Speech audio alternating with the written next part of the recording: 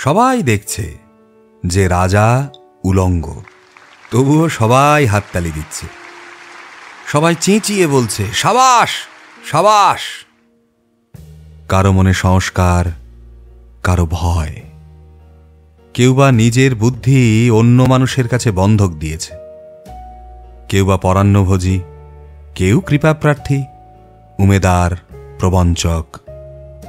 কেউ ভাবছে রাজবস্ত্র সত্যি অতীব সূক্ষ্ম, চোখে পড়ছে না যদিও, তবু আছে, অন্তত থাকাটা কিছু অসম্ভব নয়। গল্পটা সবাই জানে, কিন্তু সেই গল্পের ভিতরে শুধুই প্রশস্তি বাক্য উচ্চারক কিছু আপাদ মস্তক ভীতু, ফন্দিবাজ অথবা নির্বোধ স্তাবক ছিল না। একটি শিশুও ছিল, সত্যবাদী, সরল, সাহসী একটি শিশু। নেমেছে গল্পের রাজা বাস্তবের প্রকাশ্য রাস্তায়। আবার হাততালি উঠছে মুহুর্মুহ, জমে উঠেছে স্তাবক বৃন্দের ভিড়।